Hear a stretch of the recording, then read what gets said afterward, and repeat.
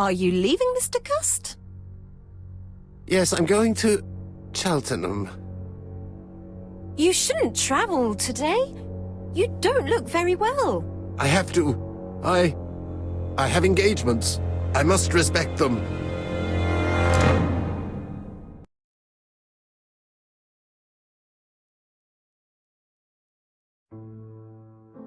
Can you get the post, Hastings?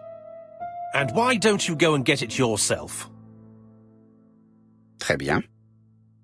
What's going on? I've never known Hastings to be so disagreeable.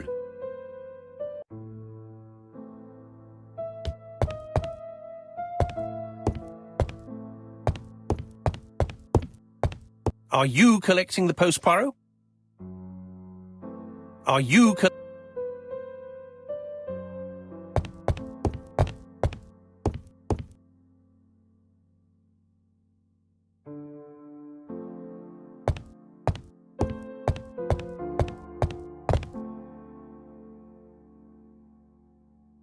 Poor Mr. Poirot. I'm quite sorry for you. If at first you don't succeed, try again. We've a long way to go still. Typery? No, that comes later. Letter T. The next little incident will take place in Doncaster on September 11th. So long. ABC. I should compare this letter with the one on my desk which I received earlier to see if it does indeed come from the same person.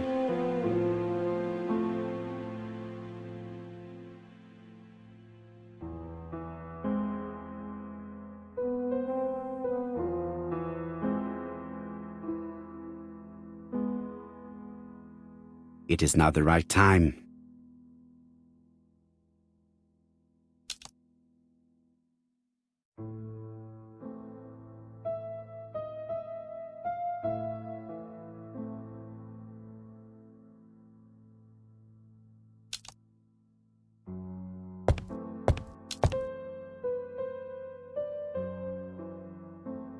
Poor Mr. Poirot.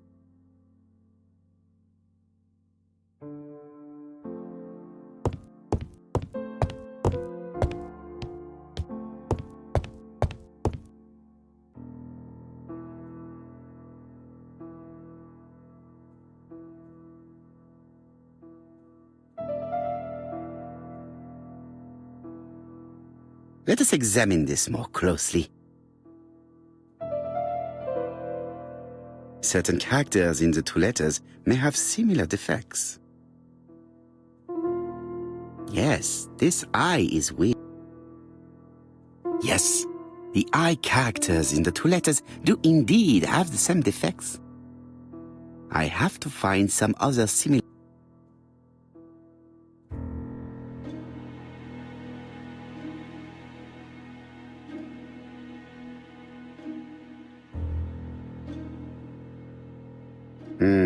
The W is not printed properly.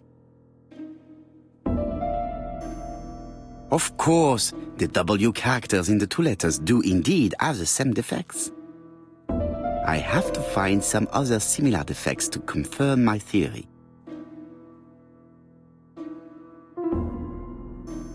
Yes, the A... That's right. The A characters in the two letters do indeed have the same defects. My theory was right. These two letters were written with the same typewriter. Hastings, he strikes tomorrow. Chief Inspector Japp? He's on another line. Can I take a message? Yes, please, mademoiselle. It is from Hercule Poirot. Tell him ABC strikes tomorrow in Doncaster. He must call me back. Very well, sir. Bien, now I'm going to see what I can find from these burnt documents. I've received the product I need. Hastings, if you do not mind, I would like you to take a few notes. Yes, yes.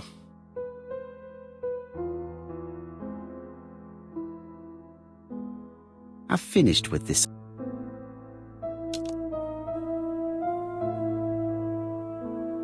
If someone has tried to get...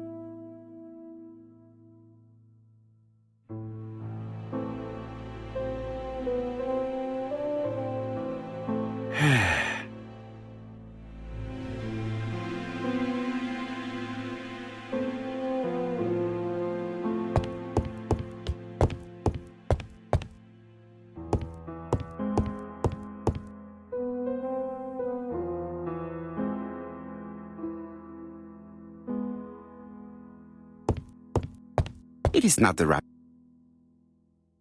Now, down to work. One of these needs putting in order a little.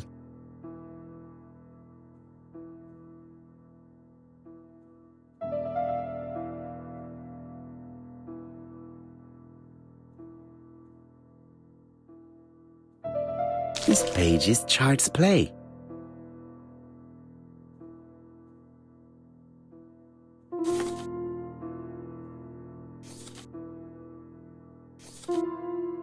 This page is finished. That's done. 3 more to go.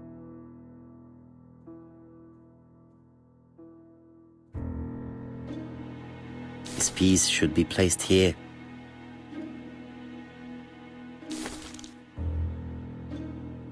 I think that this is right.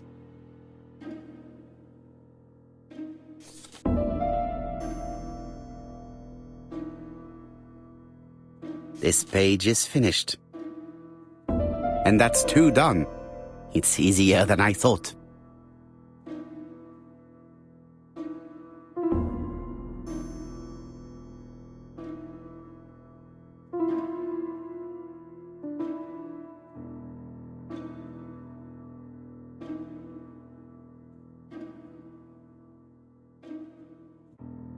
This does not look too difficult.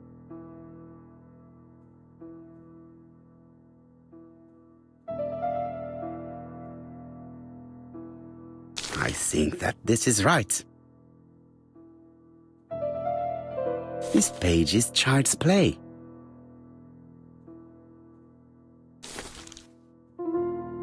This page is finished. Only 1 more. Keep going.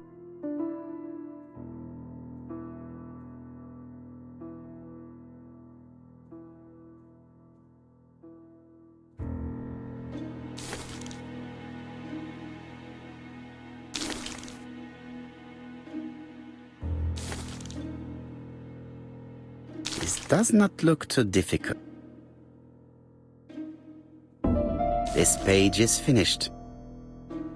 All the pages are reconstructed.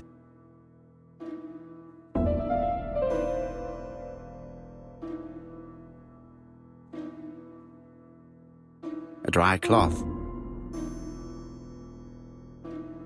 A dry cloth. A bottle of solvent.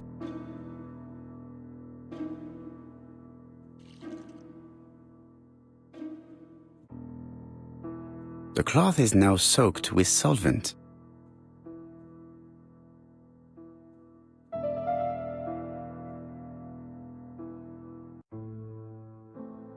Got it! Make a note, Hastings, make a note. Mrs. Alice Asher, shop owner in Andover. Tracheitis, hemoptysis, prescribed laudanum. I got it. Look. Poirot, where on earth did you find these files? On a fire at the bottom of the garden at Campside. All right, but where did the person who burned them find them?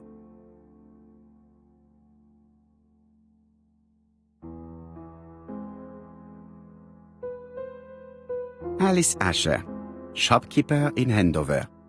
Tracheitis, hemoptysis, chronic cough with loss of blood. Prescribed laudanum-based cough medicine. Betty Barnard, waitress in Bexhill. Chronic bronchitis causing dysphonia. Advised to stop smoking. Alexander Bonaparte Cust. War wounded, mustard gas and head trauma. Pulmonary emphysema. Hemoptysis. Coughing fits with blood. Suffers from absences and amnesia. Dick Dudley Dunbar, owner of the Black Swan Hotel in Doncaster. Asthmatic, heart disease, heart condition. Let us now try and get our brain cells to work.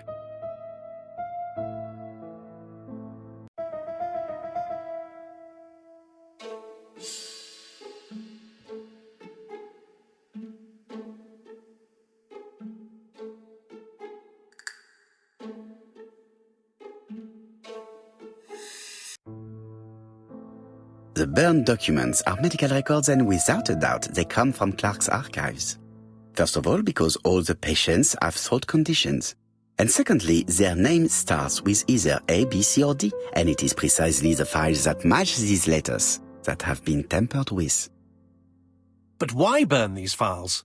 How come the names of the two victims appear on them? And who are the two other patients? These are very good questions.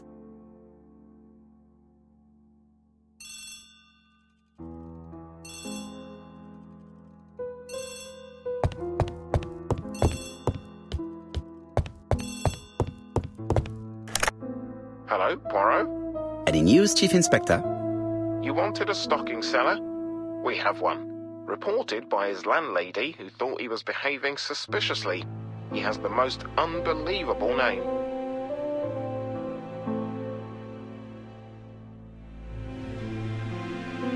Dick Dudley Dunbar. You're wrong. He's called Alexander Bonaparte Cust. ABC. It's a serious lead. I called Doncaster. A person matching Cust's description has been seen at the station. He got off the train from London, but after that, nobody knows where he went.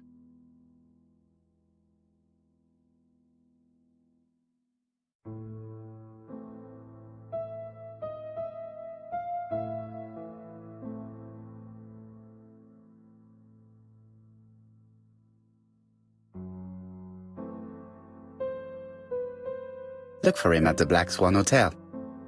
What? How do you know he's there? Trust me, Chief Inspector. You appear to be very sure of yourself. Very well. I'll call the Black Swan straight away. The owner is going to get a shock when he learns that there's a murderer under his roof.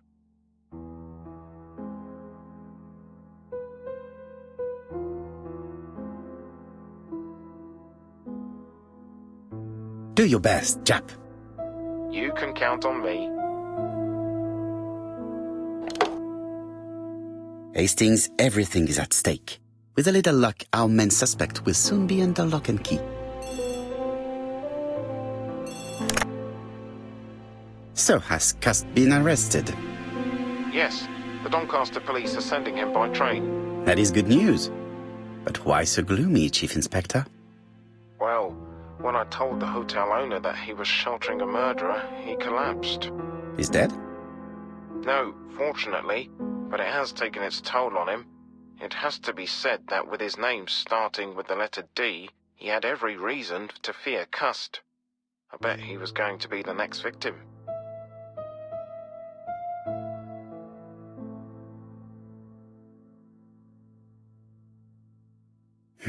Chief Inspector, I believe that I share responsibility for this incident. What do you mean? I saw Mr. Dunbar's medical records. His heart was weak. I should have warned you. It's very honest of you to tell me that, Poirot. I appreciate your gesture. Please keep me informed of his progress. You can count on me. I'll do what's needed. I will visit him at his bedside when the killer is caught. That's typical of you, Poirot. We should focus on the next part of the investigation in order to avoid other incidents. While we're waiting to question Cust, we could search his room in London. Where does he live? The Marbury Guest House? I'll see you there. Yes, but start without me. First of all, I have to sort out a few details for Cust's transfer. I understand. À bientôt. Hastings, we are making good progress. Please go and search the room of our number one suspect.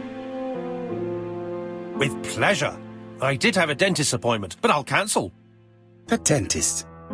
So that is why you are so nervous and bad-tempered.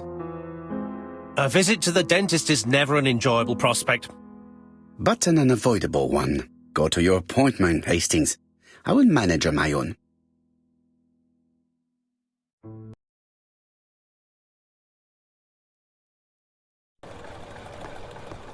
To Marbury Guest House, please.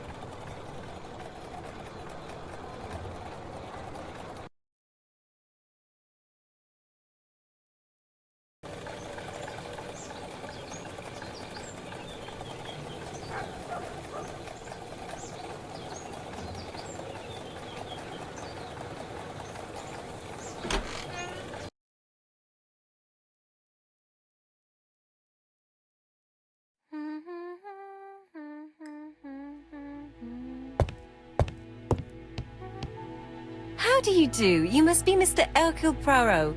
Chief Inspector Jupp told me that you might be coming.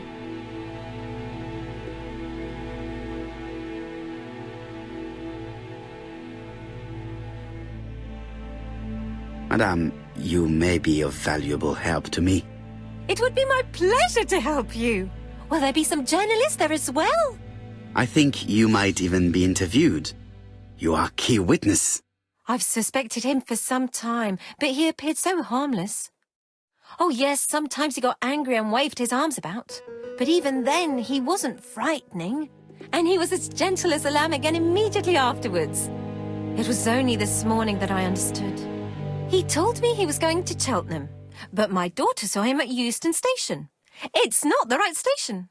To get to Cheltenham, you have to take the train from Paddington. And what's more, Mr. Cuss left behind an ABC with Doncaster underlined. As you can imagine, when I saw that, I called Scotland Yard.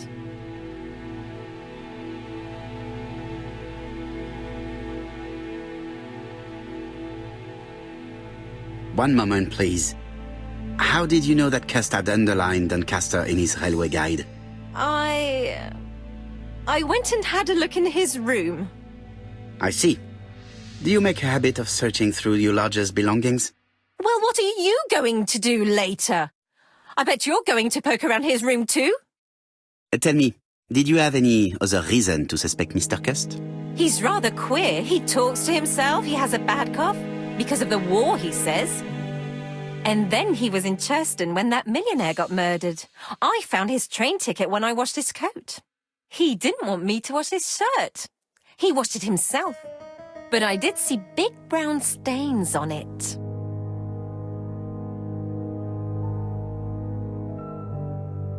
Where were the stains on the shirt? Can't recall. Cuss used to travel for his work. Is that correct? Yes, although he was unwell on trains. Do you know where Cuss was at the time of the murder in Andover and Bexhill? On June the 21st and July the 25th? No idea. But surely you keep a register. It won't do you much good. Mr. Cuss rents his room for the year. If he goes away for a few days, I have no reason to make a note of it. Ah, I remember one thing. Bexhill by the sea, right? Indeed, it is a large seaside resort. Well, as it happens, at the start of July, Mr. Cuss asked me to repair his bathing dress. Suspicious, huh?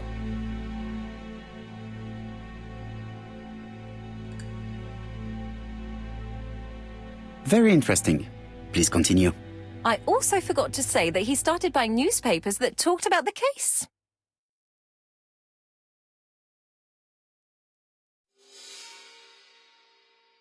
Which newspapers? The evening ones and the daily ones. That will be all for now. I'm going to take a look at his room. Take the key on the counter.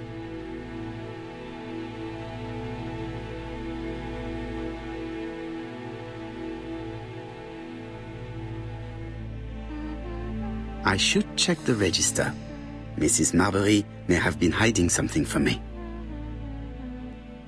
I don't think my register will help you. Mr. Cuss rents his room all year. If he goes away for a few days, I have no reason to make a note of it.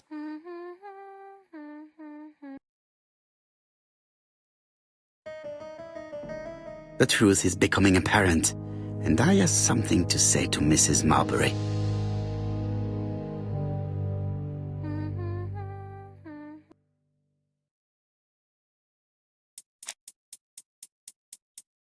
This woman appears to be in a bad mood.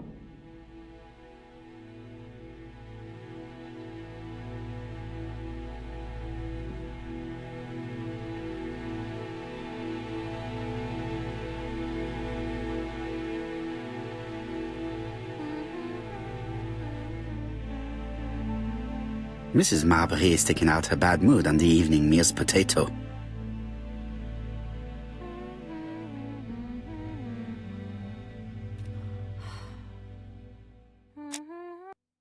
Mrs. Marbury, if I am to believe the register, you rented room 306 to a certain Mr. Fishman on the day of the Bexhill murder. Room 306 is Cuss's room. Can you explain yourself? If I did, it was because Mr. Cuss wasn't here. What about it?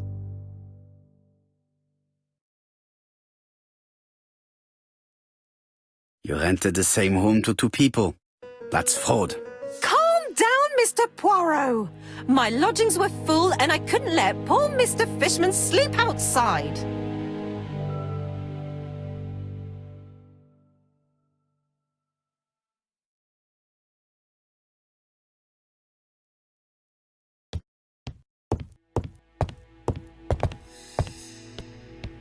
It is a very beautiful piano.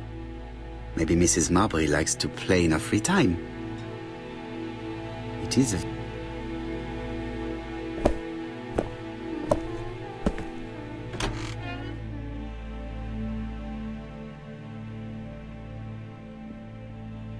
All the main articles referring to the ABC case are here, from the Churston murder onwards. Nothing before that date. Most probably the basing dress repaired by Mrs. Marbury's expert hands. The Bexhill Daily paper, dated from the day of the Bexhill murder. Trousers, white shirts, everything has been washed very well.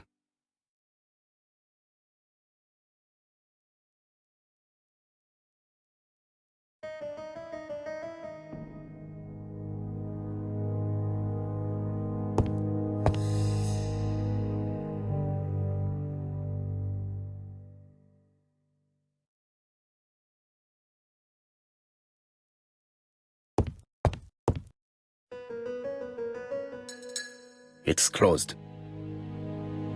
ABC guys, enough to sign about a dozen murders.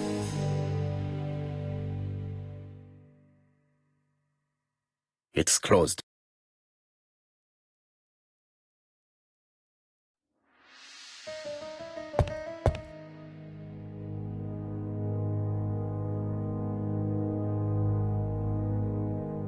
Laudanum Cameron's chemists. Laudanum, a medicine for coughs. It is what Dr. Clark prescribed for Mrs. Asher. This subject would probably be useful to me.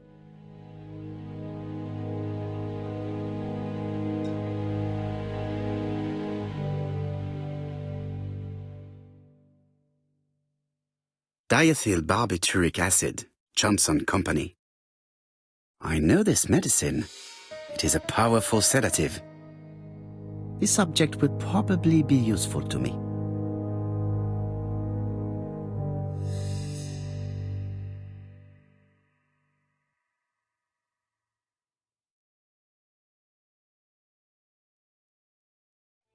How hopeful. This place is a real mess.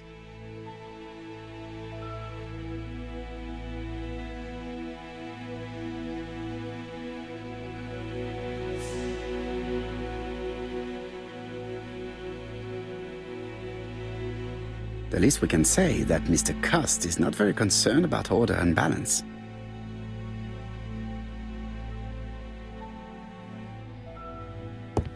War of 1914-1918. By the King's order, the name of Corporal A.B. Cust, Devonshire Regiment, was published on the London Gazette on May the 10th, 1918, as mentioned in a dispatch for gallant and distinguished service. An army dispatch, wounded on the Somme front, victim of a gas attack. Corporal Cust greatly deserves his distinction.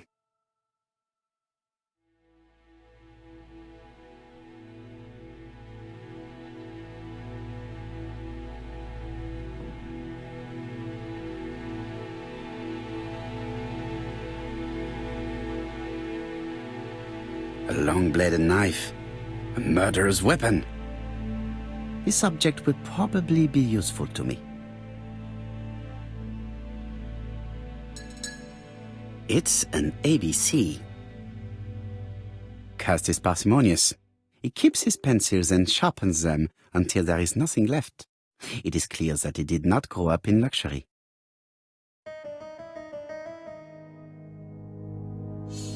I have to get the ribbon.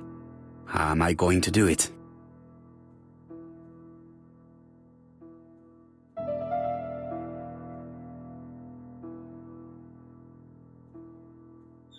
The right-hand heel has been removed.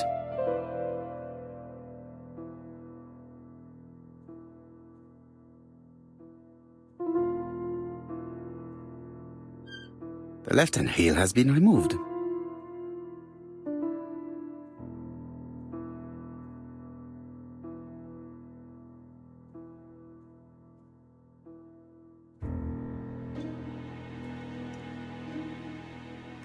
And here is the ribbon. Let us see if it was indeed used to write the letters sent by ABC. I only need the ink ribbon for my inquiry. I will let Jack clean the keyboard if he wishes. All the letters announcing the murders were written on Cust's typewriter.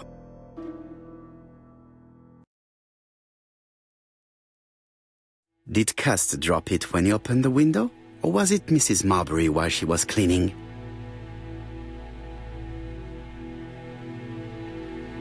John Milligan, Managing Director, Silky Legs, Frederick Street, Leicester. To A.B. Cust, Marbury's Guest House, 1935, May the 21st. Dear Sir, further to our letters dated 5th and 10th of the month, we confirm we are you as door-to-door salesman, according to the conditions stated in our previous letters. We will send you the articles by mail and also a Redfield typewriter you will be using for every business letter. Regarding the schedule of your rounds, please do as following. June 21, Andover. Arrive by train the 20th in the evening and get a room at Station Hotel. Start your turn in the north part of the town. This letter establishes that Cust went to Andover, but the ink has hidden the destinations of his other trips. I know from Mrs. Marbury that he went to Churston. I just have to show that he went to Bexhill, and I will have proved that he was present at all the crime scenes.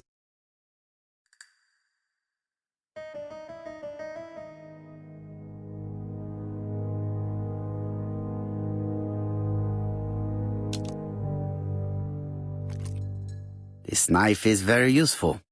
Who knows, maybe it never cut anything other than string. Stockings.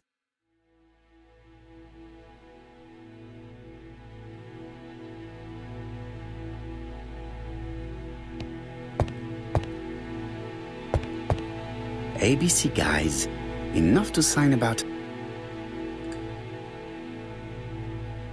The least we can say that Mr. Cust is not very concerned about order and balance.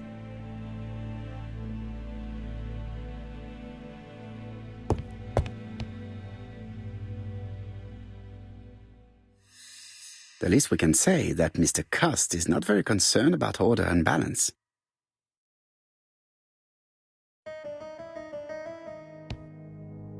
It is not the right time.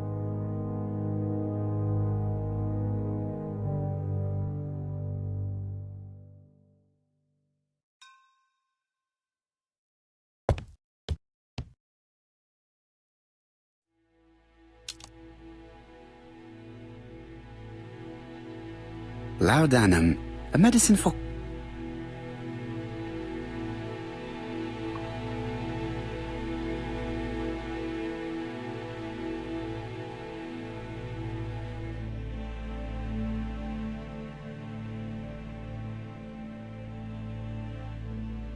I've finished with this sub...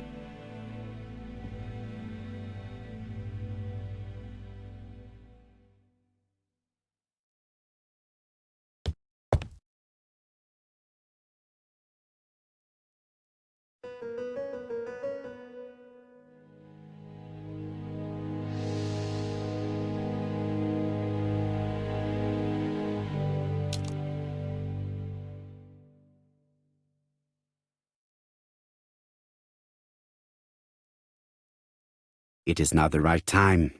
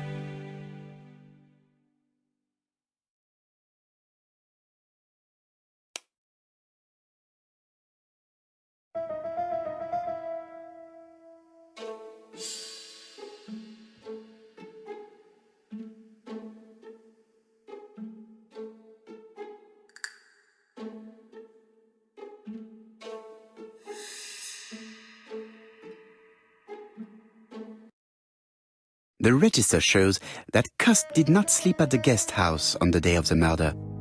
Where was he? Bexhill. The Bexhill paper reveals it. Cust bought this newspaper in Bexhill on July the 25th.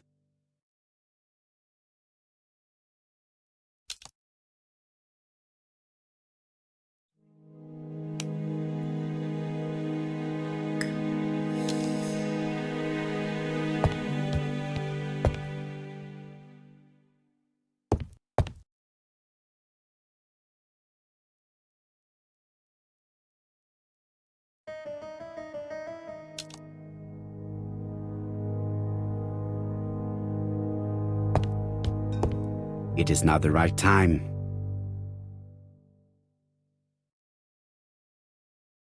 ABC guy. The least we can say is that Mr. Cust is not very concerned about order and balance.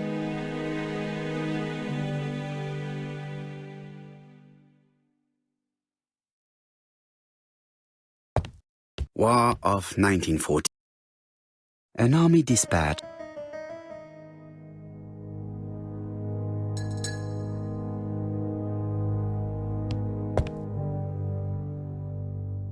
The Bex.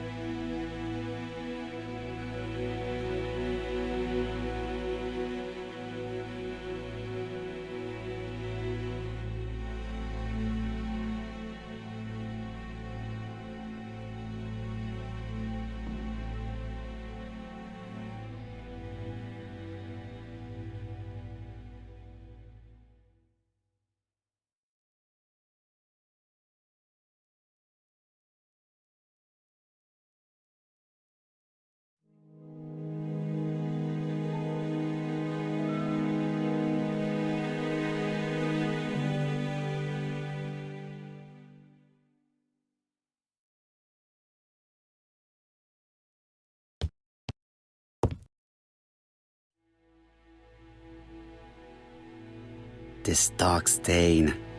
It could be blood, but goodness knows how long it has been there. No use continuing the inspection of this room. I've seen all there is to see.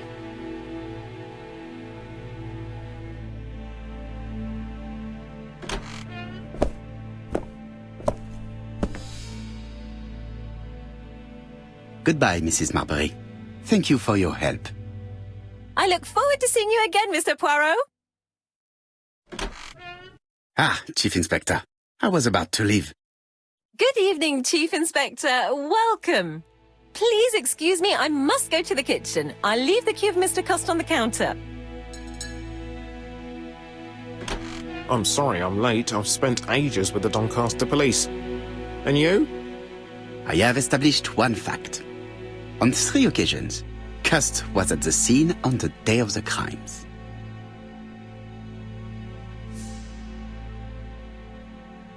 I had best talk to Jap. I've listened closely to what you have to say, Poirot. For me, there's no doubt Cust is guilty. Do you have any element that might prove the contrary? That is what we're going to look for. Let us now try and get our brain cells to work.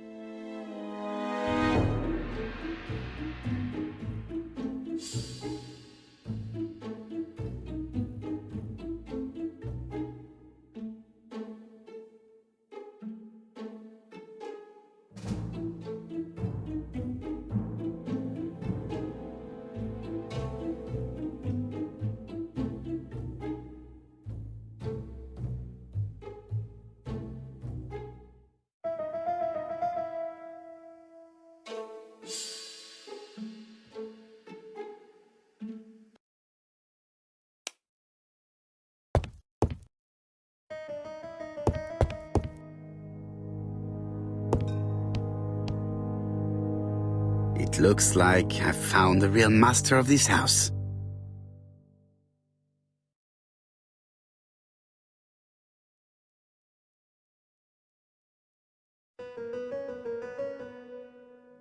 There is no need to worry about the household cat. I'm sure that Mrs. Marbury lets it do what it pleases.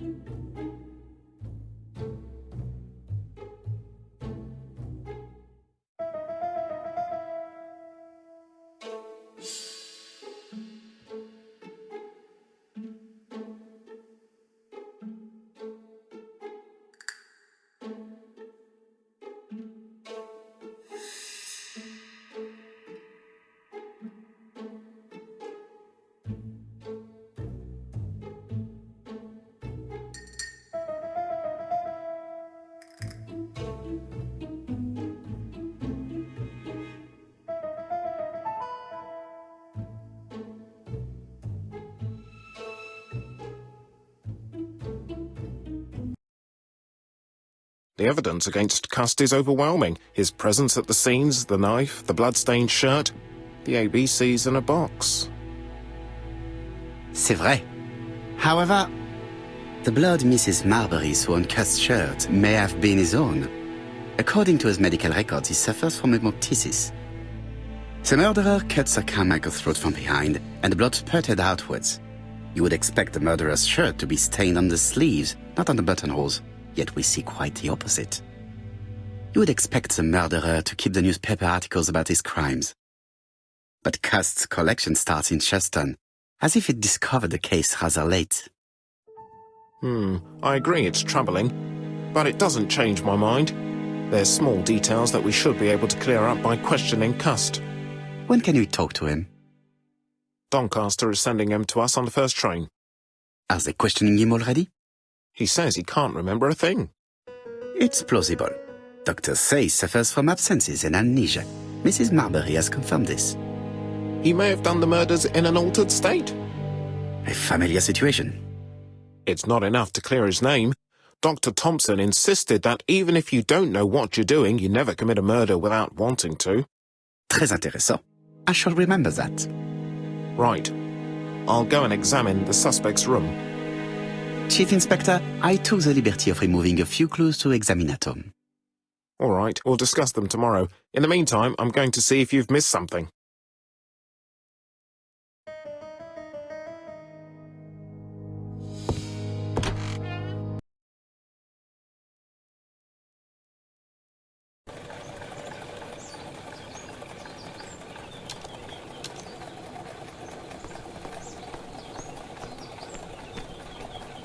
To Scotland Yard, please.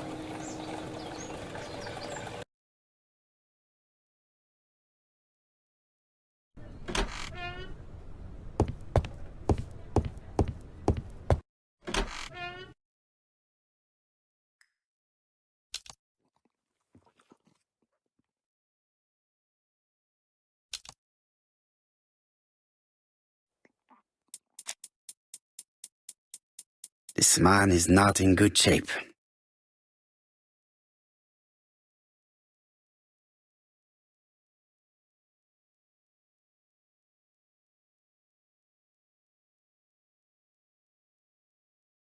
He is worried and very tired, and other police have been hard on him.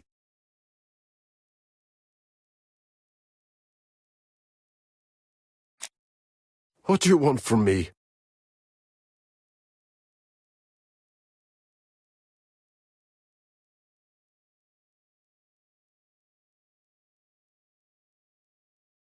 Good day, Mr. Cust. I am Hercule Poirot. Ah, you're the detective.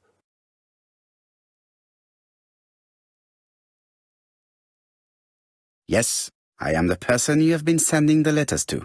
I didn't write these letters. I've already said so.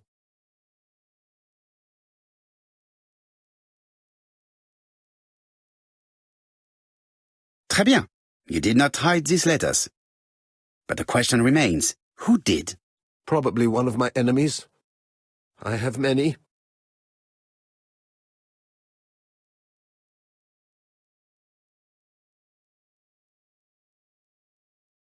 Are you capable of murder, Mr. Cust?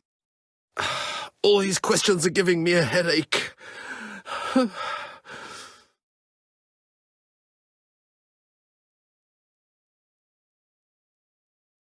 You suffered during the war. It's true. I was wounded. I suffered. But the army was the only place I didn't feel inferior. No questions. Just orders to follow. But ever since you were wounded, you have absences, bouts of amnesia. And headaches.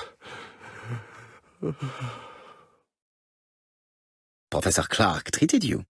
Yes, a few years ago he really helped me with my burned throat.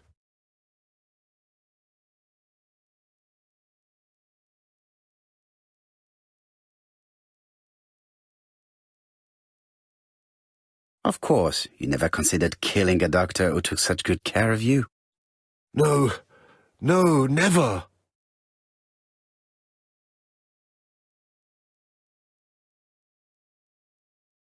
Do you deny being at the scene of the crimes? So? There was no harm in being there. It was only for my work.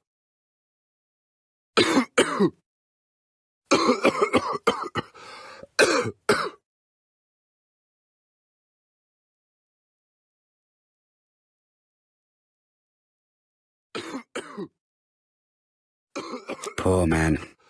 If only I could help him.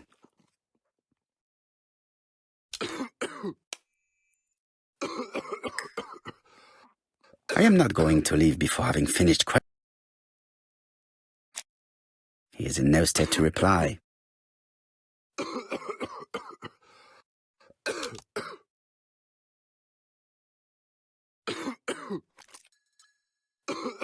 Take this. It will help you. Thank you.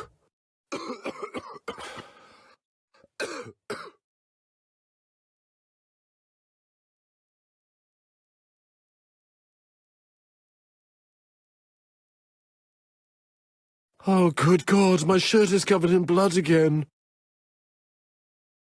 Bon. I now know where the bloodstains Mrs. Marbury saw came from. Are you well enough to speak?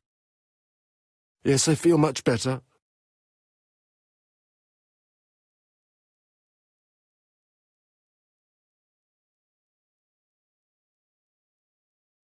Do you deny being at the scene of the crimes? So?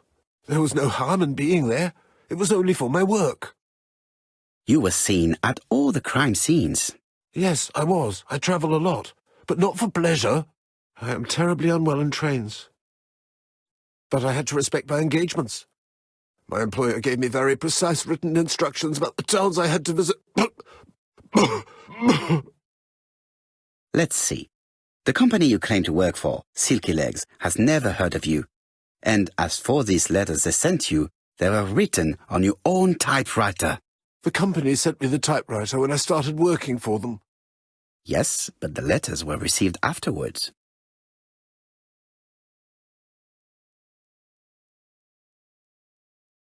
So it would appear that you typed them before sending them to yourself. I don't remember. Good God!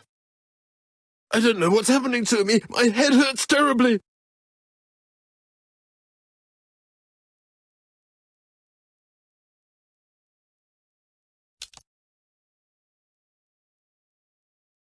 I know this medicine. It is a powerful sedative.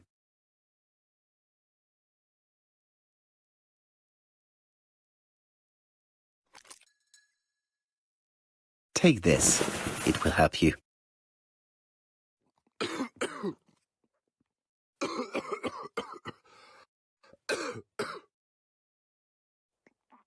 Oh, I think I'll be fine. Let us see, Cust. Look at me. You know very well that you committed these murders? Yes, I know. But I'm not wrong in saying that you do not know why you committed them. No, I don't.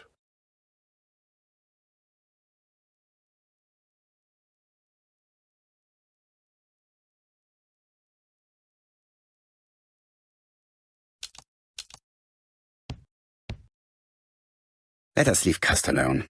He's at the end of his tether.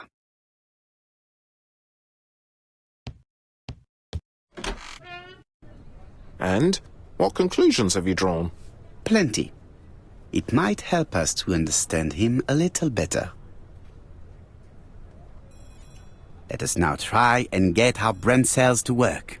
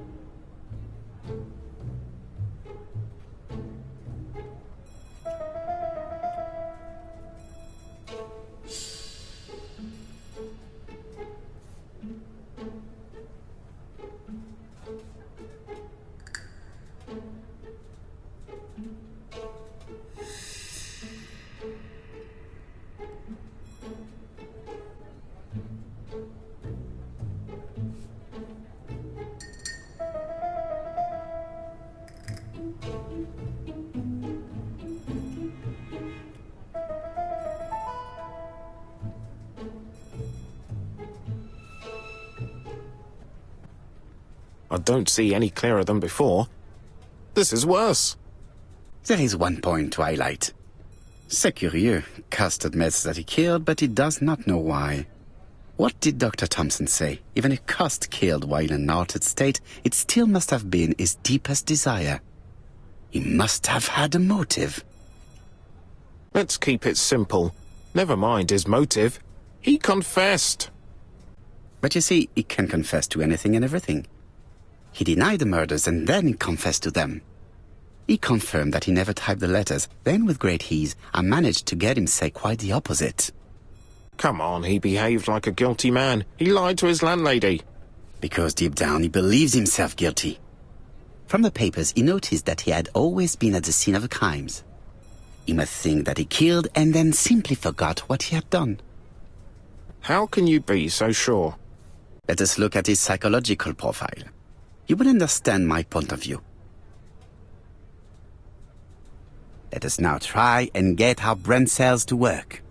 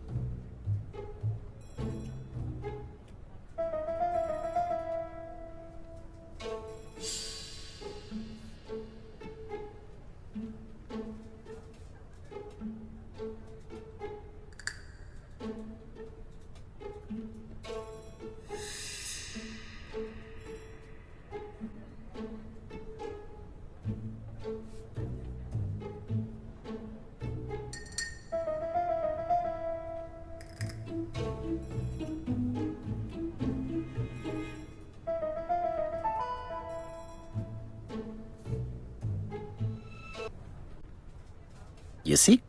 Cust's character is quite the opposite of the murderer's. But if he's a madman, can we really talk about his character? You know very well that our murderer does not behave like a psychopath. Apart from the signature, there is no ritual or repetition in the choice of victims. Very well, you're right as always. So we have no confession, no culprit, no suspects, nothing. And all that after 2 months of inquiry? What should I do? Have faith. Just give me 24 hours.